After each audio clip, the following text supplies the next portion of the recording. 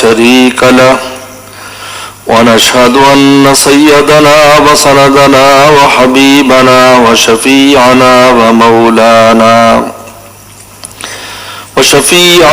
ومولانا محمدا عبده ورسوله صلى الله تعالى عليه وعلى آله وأصحابه وبارك وسلم. أما بعد فأعوذ بالله من الشيطان الرجيم. بسم الله الرحمن الرحيم.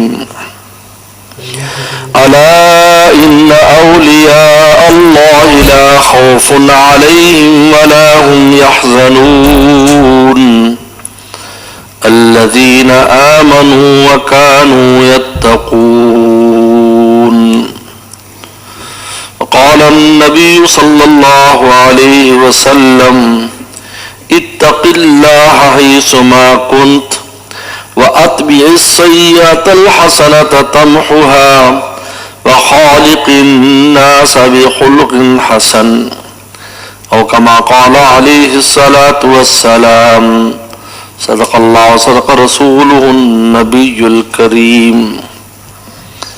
مخدوم گرامی مولانا فضل الرحیم صاحب دان برکاتہم، میرے محترم بزرگ اور دوستوں، اللہ تعالیٰ نے قرآن مجید میں ہماری پیدا کرنے کے مقصد کو بیان کیا ہے، وَمَا خَلَقْتُ الْجِنَّ وَالْإِنسَ إِلَّا لِيَعْبُدُونَ. جن و انس عبادت کے لیے پیدا کیے ہیں، لیکن یعبدون کی تفسیر جو عبداللہ ابن عباس فرماتے ہیں وہ عجیب ہے. کہتے یعبدون کا مطلب ہے یعرفون، اپنی پہچان کے لیے پیدا کیا ہے کہ دنیا میں جاؤ اللہ تعالیٰ کی ذات کو پہچانو، پہچان کے لیے آئے. جب انسان اللہ کو پہچان لیتا ہے تو پھر اس کائنات میں اللہ کی ذات سے بڑھ کر کوئی اس کو معبود نہیں ہوتا. دوری اسی وقت ہے جب تک پہچان نہیں ہے. اس لیے یعرفون یعبدون کی تفسیر فرماتے عبداللہ ابن عباس، جن کو پیغمبر سلام نے دعا دی تھی، اللہم فقہ فی الدین وعلم التاویل، اللہ ان کو فقیہ بنا دیجیے اور تفسیر کا علم دے دیں. اس لیے آپ حضرات صحابہ اکرام میں امام التفسیر کا لایا کرتے تھے. وہ تفسیر کرتے یعبدون کی یعرفون، لیکن یعرفون کیوں لفظ اس نازل نہیں کیا اور یعبدون کہا کہ اللہ کی وہ معرفت معتبر ہے جو عبادت کے ذریعے ہو. اگر کوئی ایسی معرفت ہو جو اللہ کی معصیت کے ذریعے ہو کہ عبادت نہ کرے، نیکی نہ کرے، میں اللہ عارف ہوں، میں اللہ کا ولی ہوں، کہ یہ ایسا ولی اللہ ہے کہ یہ ساری تکلیفات سے بری ہو گیا، یہ معرفت معتبر نہیں ہے. معرفت وہ چاہیے جس میں عبادت ہو، اطاعت ہو. جب عبادت اطاعت سے اللہ کی معرفت ہوگی تو محبت ہو جائے گی. تو میرے شیخ فرماتے تھے شاہ کی مختصر رحمۃ اللہ علیہ کہ معرفت کا نتیجہ محبت ہوتا ہے اور محبت کا نتیجہ اطاعت ہوتا ہے. ان المحب لمن يحب مطیع. انسان جس سے محبت کرتا ہے اس کا اطاعت گزار ہو جاتا ہے. پھر اس کو کہنا نہیں پڑتا بھی تم یہ نیکی کرو، یہ کہنا نہیں پڑتا، اس لیے کہ محبت مجبور کرتی ہے. محبت کی وجہ سے چنانچہ حضرات صحابہ اکرام کے کتنے واقعات میں دیکھتے ہو کہتے جی مجھے محبت ہے. ایک صحابی بخاری شریف میں آتا ہے ہر سورت کے ساتھ قل واللہ پڑھا کرتے تھے، سورہ اخلاص پڑھتے تھے. اب یہ اس طرح پڑھنا یہ کوئی ترتیب نہیں ہے. جب ہر سورت کے ساتھ قل اللہ پڑھے، ہر سورت کے ساتھ قرآن مجید پڑھنے کی نماز میں ترتیب ہے. تو آپ نے پوچھا تو ایسا کیوں کرتا ہے؟ کہ انی احبها، مجھے محبت مجبور کرتی ہے. اس سورت سے مجھے اتنی محبت ہے کہ میں مجبور محبت ہوں، اس لیے میں ہر رکعت میں پڑھ لیتا ہوں.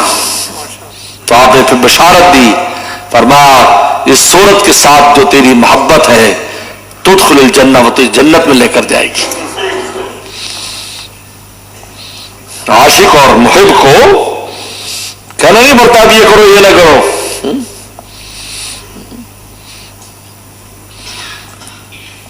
اس لیے اللہ تعالیٰ نے قرآن مجید میں ایمان والوں کی جو علامت بیان کی، یہ نہیں کہا کہ اللہ تعالیٰ سے محبت کرو، کہ والذین آمنوا اشد حبا للہ، ایمان والوں کو تو اللہ ہی سے سب سے زیادہ محبت ہوتی ہے، قرآن کہنا ہے. یہ نہیں کہا ایمان والوں تم محبت کرو، حالانکہ اس میں جملہ انشائیہ بھی چھپا ہوا ہے کہ اللہ سے محبت کرو، لیکن اس کی تعبیر اللہ تعالیٰ نے جملہ خبریہ سے دی ہے کہ جو ایمان والے وہ سب سے زیادہ اللہ تعالیٰ سے محبت کرتے ہیں، کیونکہ جب اللہ تعالیٰ کی ان کو معرفت ہو جاتی، پہچان لیتے اللہ تعالیٰ کو اس دنیا میں آ کر، تو پھر ان کو اللہ تعالیٰ کی ذات سے سب سے زیادہ محبت ہوتی. اشد حب للہ، تمام محبتوں پر اللہ تعالیٰ کی محبت غالب ہو جاتی. اب جب اللہ کی محبت غالب ہے تو اطاعت میں بھی اللہ ہی کی ذات سب سے زیادہ غالب رہتی ہے. اب کون سی ایسی چیز ہے جو ہمیں اس سے دور کرتی ہے؟ وہ معصیت اور گناہ ہے. ورنہ حقیقت بات یہ ہے کہ جب آدمی کلمہ پڑھ لیتا ہے تو اس کے دل میں یہ محبت کا خزانہ ڈال دیا جاتا ہے، لیکن ہوتا کیا ہے؟ وہ خزانہ دب جاتا ہے گناہوں کے ڈھیر کے نیچے. اس لیے پیغمبر اسلام نے یہ دعا ہمیں سکھائی، اللہ مفتح اقفال قلوبنا بذکرک، اللہ ہمارے دلوں کا تالا کھول دیجئے اپنے ذکر کی برکت سے. کیا مطلب؟ خزانہ تو اندر ہے لیکن نفس اور شیطان نے تالا لگا دیا ہے. اے اللہ ہم تجھے یاد کر رہے ہیں، اس کی برکت سے تالا کھول دے جس سے وہ اندر جو چھپی ہوئی دولت ہے وہ باہر آ جائے گی. اندر ہی چیز موجود ہے. جس طرح حضرات علماء اکرام کہتے ہیں کہ علم نظری جو ہے، ایک ہوتا ہے علم نقلی منقولی علم جو نقل ہو کر آتا ہے، جو علم نظری ہے یہ ہر ایک کے اندر موجود ہوتا ہے. استاد کا کوئی کمال نہیں ہوتا، بس استاد کا کمال اس کو اندر سے نکالنا ہوتا ہے. جس طرح بادام میں تیل موجود ہے لیکن کولو کا کمال اور مشین کا کمال اس تیل کو نکالنا ہوتا ہے، ورنہ آپ بادام کھائے تو کبھی آپ کے منہ میں تیل نہیں آیا، لیکن تیل موجود ہے، لیکن ایسے نہیں نکلے گا. اب آپ کہیں گی مشین میں سے تیل آیا؟ نہیں، مشین میں وہی تیل نکالا ہے. ہمارے اندر اللہ تعالی کی معرفت اور محبت کے خزانے دل کے نہا خانے میں موجود ہیں. جب کلمہ دے دیا اس کے ساتھ سارے خزانے آ گئے. بھائی جب کنجی رکھ دی جنت کی تو سارے خزانے موجود ہیں، لیکن ہوتا کیا ہے؟ نفس اور شیطان اس پر تالا لگا دیتے ہیں. اس لیے مولانا جلال الدین رومی رحمۃ اللہ علیہ نے بڑی خوبصورت بات کی ہے، تا ہوا تازہ ایمان تازہ نیست. اے انسان جب تک تیری ہوائے نفسانی زندہ ہیں تیرا ایمان تازہ نہیں ہے. تا ہوا تازہ، اب خود انسان واضح کر سکتا ہے کہ ایمان تر و تازہ کب ہوتا ہے. تا ہوا تازہ، جب تک ہوائے نفسانی تیری تازہ ہے ایمان تازہ نیست، ایمان تازہ نہیں ہے. کہ ای ہوا در قفلہا دروازہ نیست، کہ یہ جو انسان کے دل کا جو دروازہ ہے اس پر تالا یہ خواہشات لگاتی ہے. اگر ان خواہشات کو تو توڑ دے اور ان خواہشات کی تو مخالفت کر، تیرے دل کا تالا کھلے گا اور اسی میں سے معرفت کے خزانے نکلنے شروع ہو جائیں گے.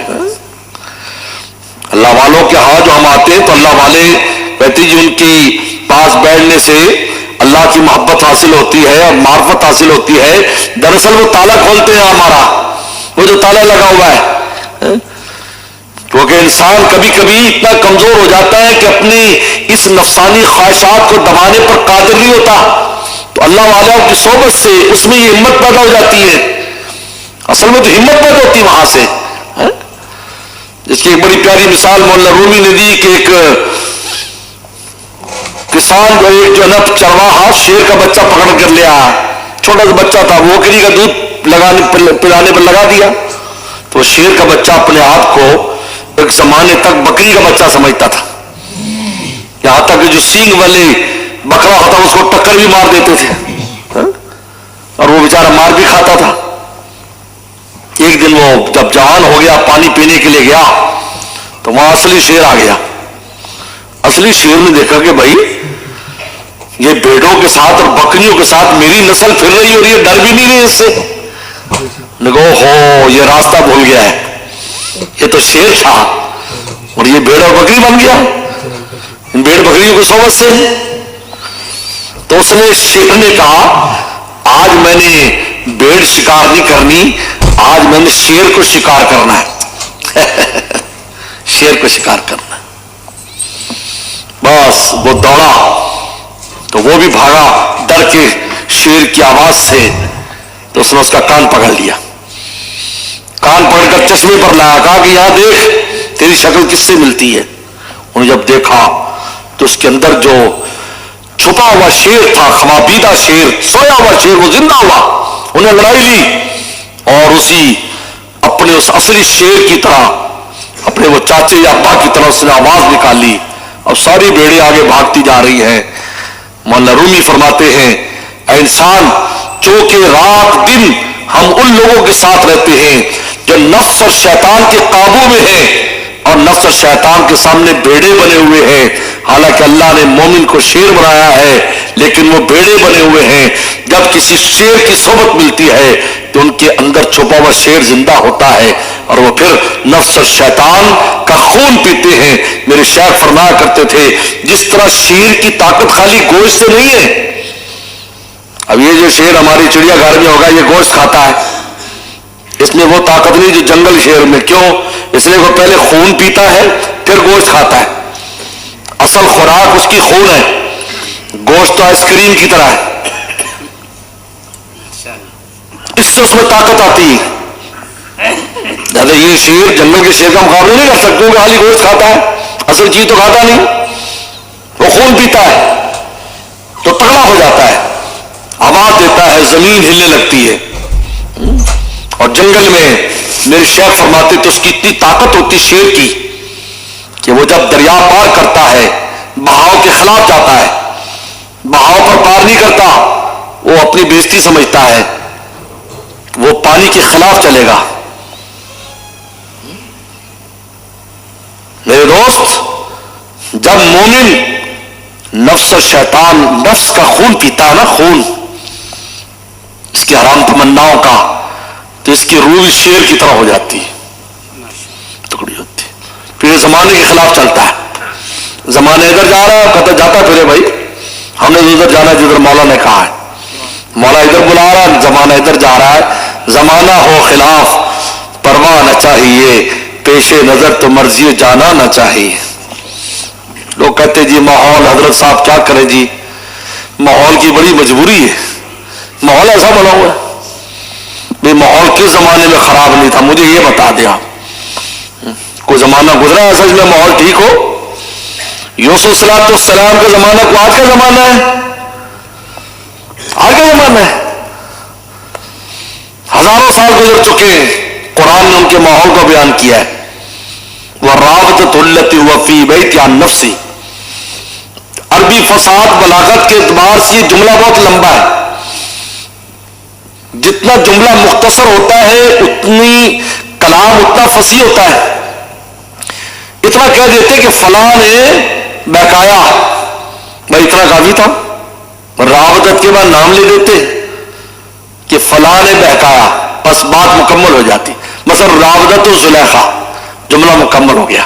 لیکن نہیں, اللہ نے ماحول بیان کیا. رابط التی ہوا فی بیتیا عن نفسی, اس عورت نے بہکایا جس کے گھر کی 4 دیواری میں ہمارا یوسف قید تھا, اس سے بہکایا. یہ بتانے کے لیے کہ ماحول کتنا سخت تھا کہ مفر کا کوئی راستہ نہیں تھا, دوڑنے کا کوئی راستہ نہیں تھا. ہر طرف سے گناہ گھیرے ہوئے تھے, پھر تالے بھی لگے ہوئے تھے.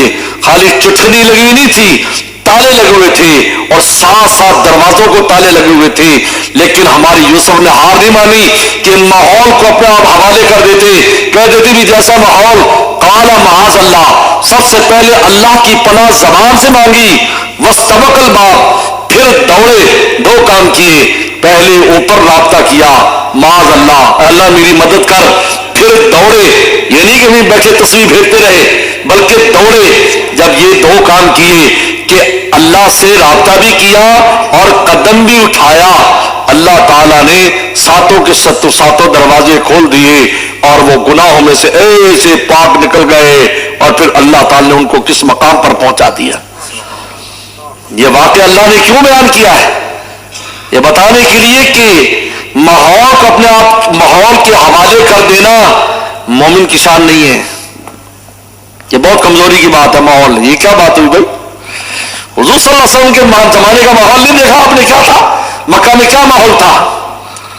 پھر حضرت بلال رضی اللہ عنہ کیوں مار کھاتے تھے؟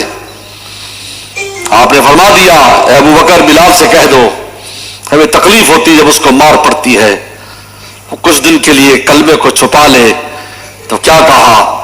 میں مجبور محبت ہوں، جب مجھے مار پڑتی ہے مجھے میرا محبوب یاد آتا ہے، میں آہت کرتا ہوں، میں عاشق ہوں، عاشق کو جب مار پڑتی ہے تو پھر اس کو اپنا محبوب یاد آتا ہے۔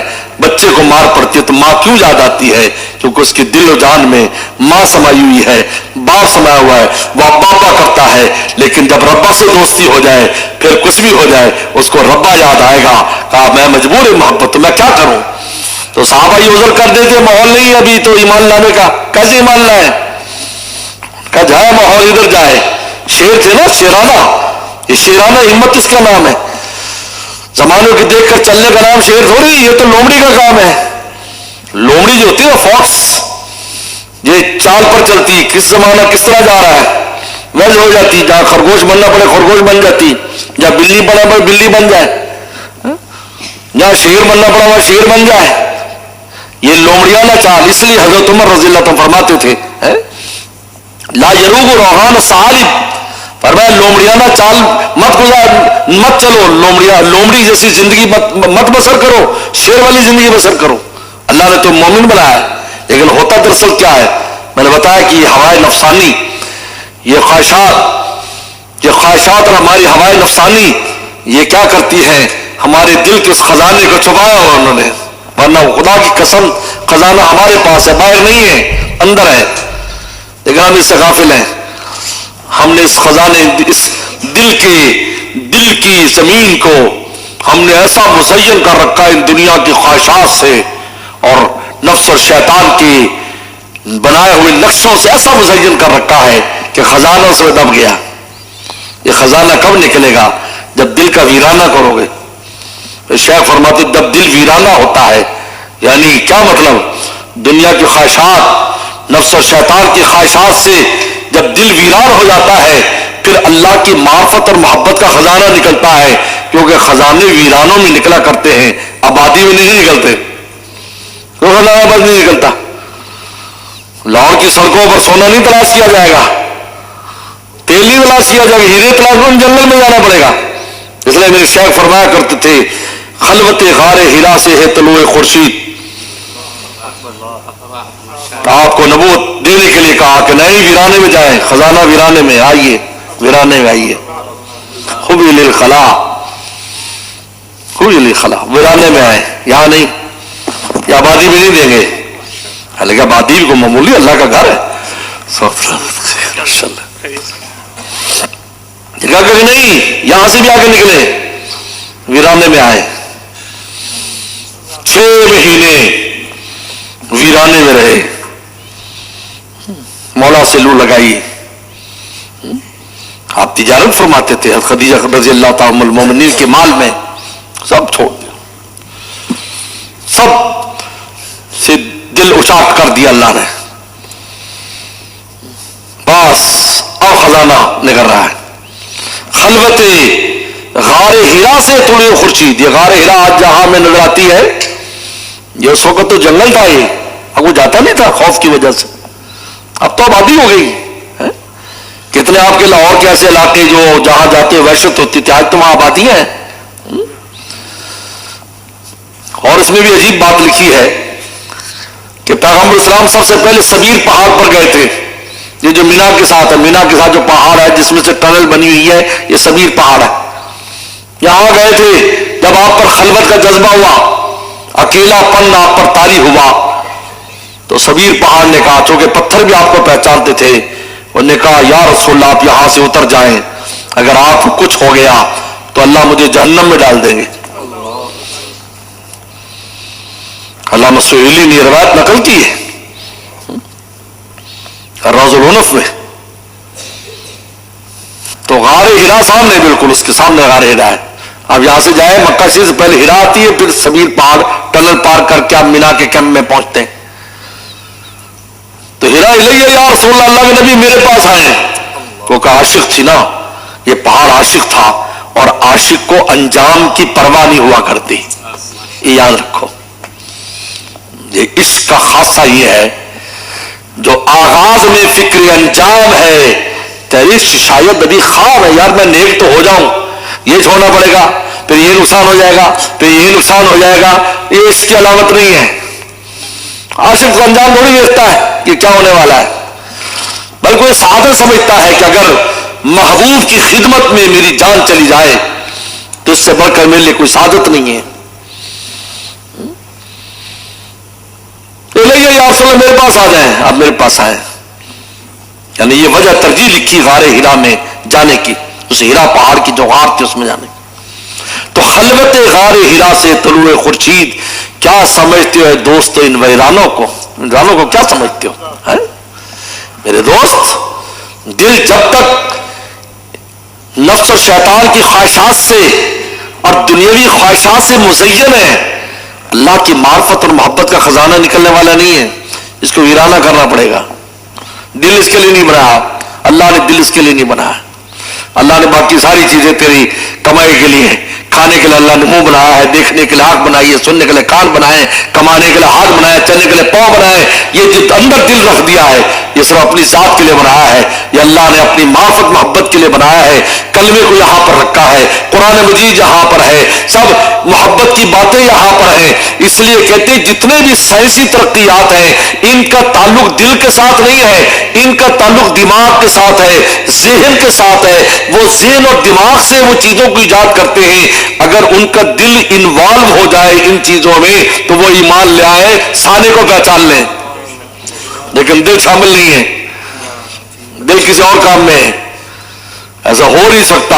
چنانچہ قرآن مجید خود کہتا ہے یتفکرون فی خلق السماوات والارض، کہ میرے پیارے زمین آسمان کی غور کرتے تخلیق میں اللہ یہ بھی فکر ہے.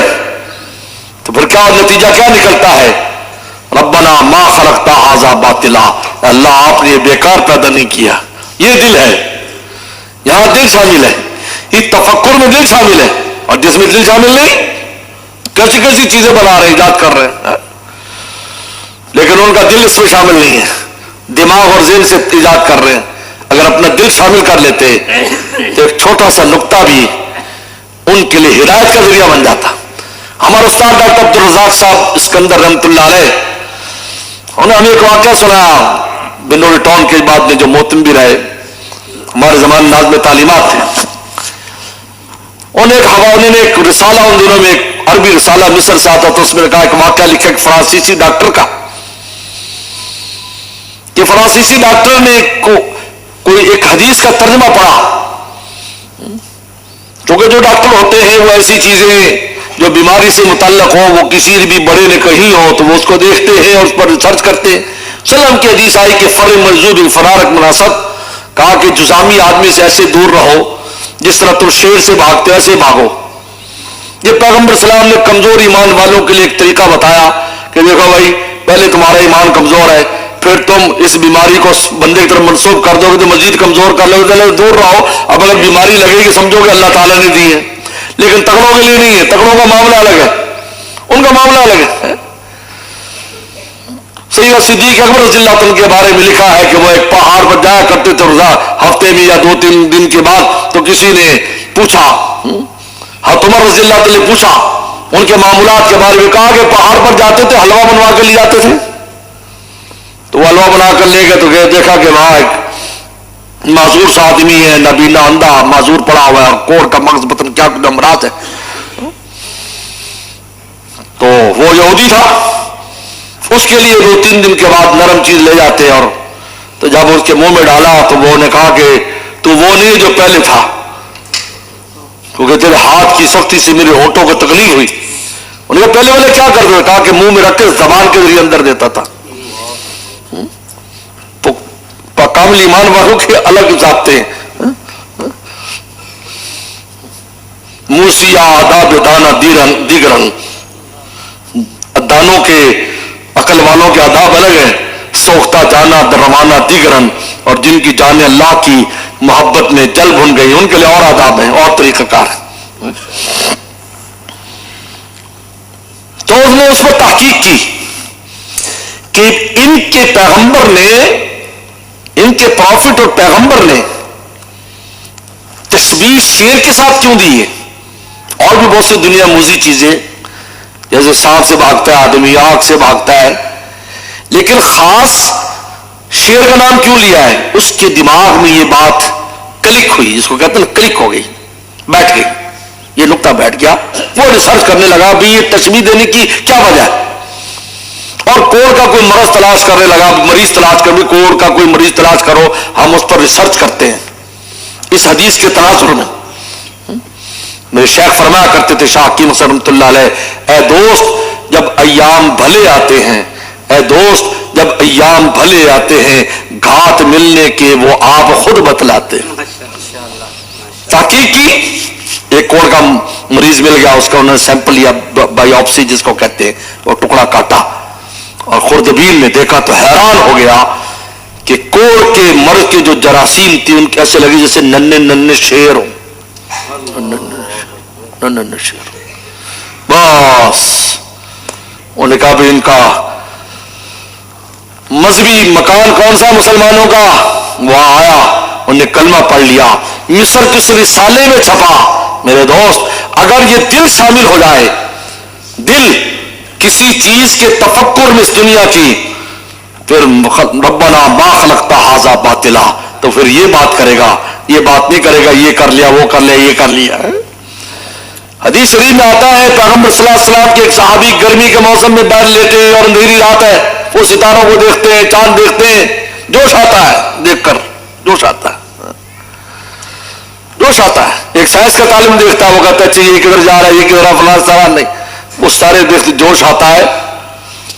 وہ کہتا ہے یا السماء والنجوم، اے آسمان اے ستاروں، ان لک ربا وخالقا، تمہارا بھی کوئی رب اور خالق ہے، تم نہیں ایسے بن گئے جو آسمانوں پر سجے پھرتے ہو. ربی اغفر لی، اللہ مجھے معاف کر دے، اللہ مجھے معاف کر دے. یہ تفکر تھا نا. لیکن تفکر میں کیا کہا اور پھر کیا مانگا؟ پہلے دیکھا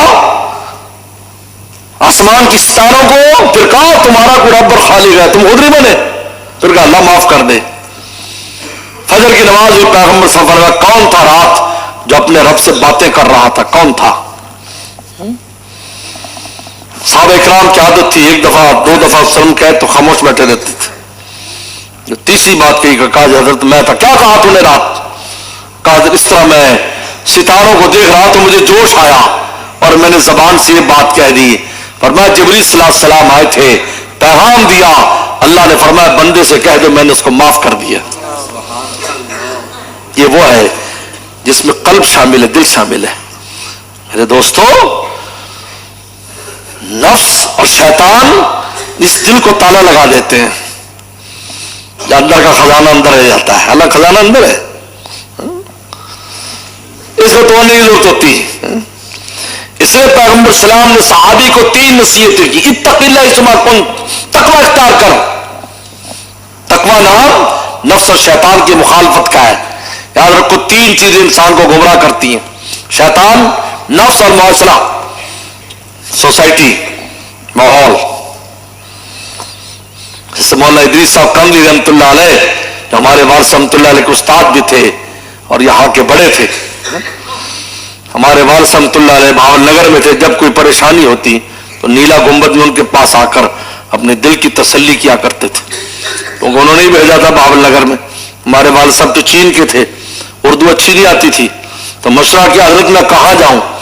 تو بہاول نگر میں سیٹ آئی کہ یہاں ایک مدرس بھیج دو، اور بلوانے والے حضرت مولانا سید بدر عالم میٹھی رحمۃ اللہ علیہ.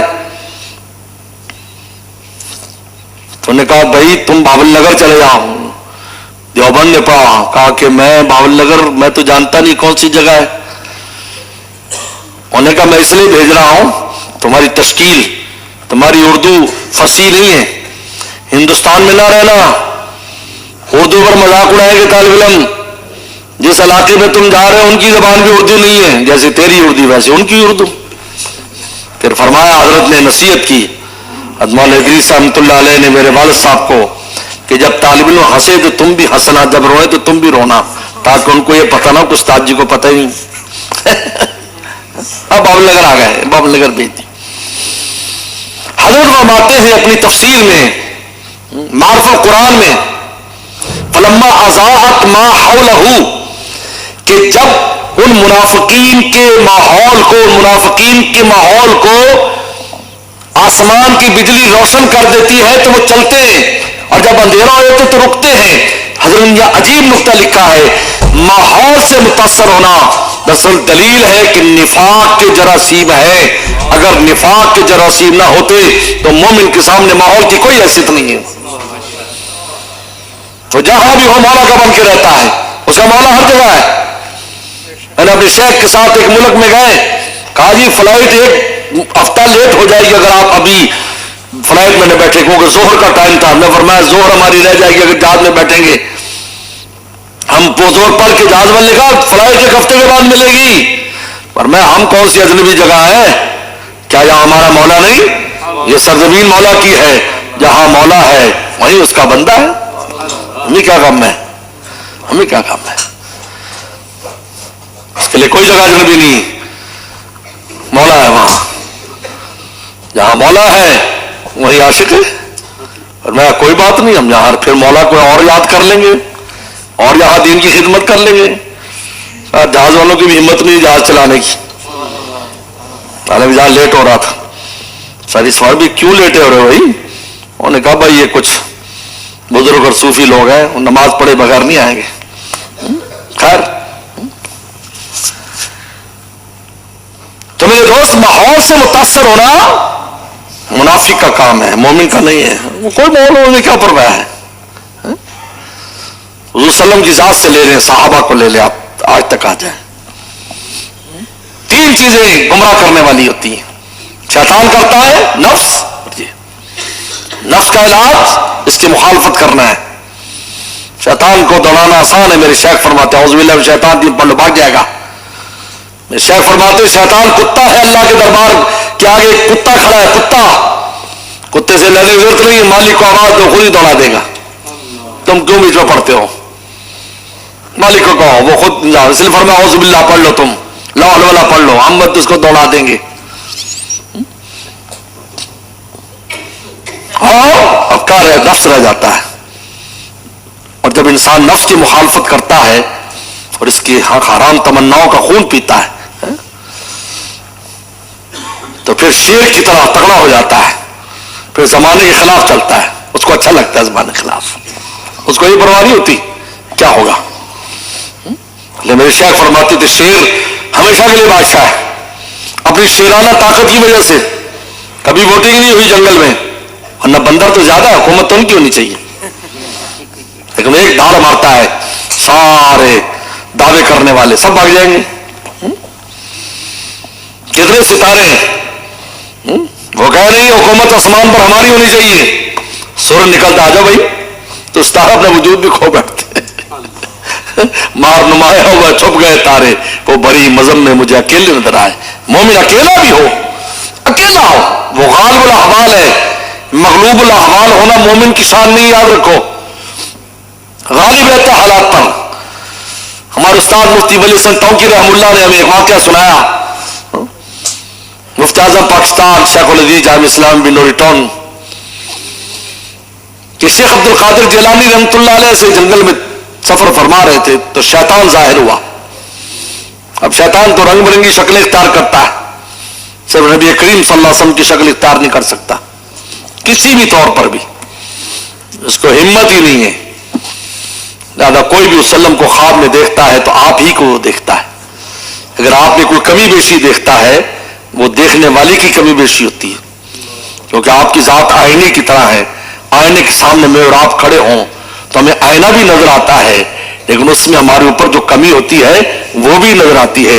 رسول اللہ کی ذات آئینے کی طرح ہے. کوئی خواب میں کمی دیکھتا ہے، دراصل اس آدمی کی اپنی کمی ہوتی ہے اور اشارہ ہوتا ہے کہ بھائی ہماری کامل ذات کے لیے اپنی کمی کو دور کرو. بہت سی ایسی چیزیں موجود ہیں، بہت سے خواب اور اس کی تعبیرات موجود ہیں. باقی شکلیں بنا لیتا ہے تو بڑی نورانی شکل میں اور بہت بڑی کرسی پر بیٹھا ہوا، پورا جنگل روشن ہو گیا. شیخ عبد القادر جیلانی رحمۃ اللہ علیہ سفر فرما رہے ہیں، عبد القادر میں تیرا رب ہوں. ویسے کہا تو نے مجھے بہت راضی کیا ہے، اب میں نے ساری تکلیفات تیری ختم کر دی، تو کوئی مکلف نہیں ہے، نہ نماز کی ضرورت ہے نہ روزے کی ضرورت، آج سے ہر تکلیف سے تجھے بری کر دیا میں نے. عبد القادر جیلانی رحمۃ اللہ علیہ ماحول سے مغلوب نہیں ہوئے، مغلوب نہیں ہوئے. انبڑا تو شیطان ہے، تکلیف سے تو پیغمبر اسلام بھی آخر تک نماز پڑھتے رہے. کوئی نہیں آتا کہ اللہ کے رسول ہیں تو اب نمازوں کی تکلیف ختم کر دی گئی ہو، روزے کی کر دی گئی ہو. شیطان ہے تو اللہ الولا پڑا، زور سے دھماکہ ہوا. جب دھماکہ ہوا تو غائب ہو گیا. تو پھر کہنے لگا عبد القادر تجھے تیرے علم نے بچا لیا. فرمایا کہ بدماش مجھے گمراہ کرتا ہے، مجھے میرے رب کے فضل نے بچایا ہے. ہمارے استاد فرماتے تھے مفتی ولی حسن ٹونکی رحمۃ اللہ علیہ، یہ لوگ غالب الاحوال تھے، ہم مغلوب الاحوال ہیں. فوراً ماحول سے دور جاتے ہیں اور ویسے ہی کرنا شروع کر دیتے ہیں جیسے وہ لوگ کر رہے ہیں. بھئی یہ کیا بات ہوئی؟ یہ مومن کی شان ہے. چار آدمی بیٹھے ہوتے ہیں، وہ گناہ میں مبتلا ہیں اور ہم ان سے دب رہے ہیں. بھئی تو مومن ہے، تو کیوں دبتا ہے؟ تو صحیح راستے پر ہے، وہ تو غلط راستے پر ہے. غلط راستے والے جمے رہے اور صحیح راستے والا اپنے آپ کو کمزور محسوس کرے، یہ دراصل اندر کی کمزوری ہے. اس لیے میرے شیخ نے ایک بڑی پیاری بات کی، فرمایا کہ یہ جو ہم چھوٹی بات چیزیں آتی ہیں، کسی کوئی کلپ دیکھ لیا، کسی میں کوئی چیز دیکھ لی، علماء سوال کرے یہ سوال آیا ہے یہ دیکھنا. فرمایا کہ یہ تمہارا ایمان ہے کہ چھوٹی باتوں پر تمہاری ٹانگیں ہلنے لگتی ہیں؟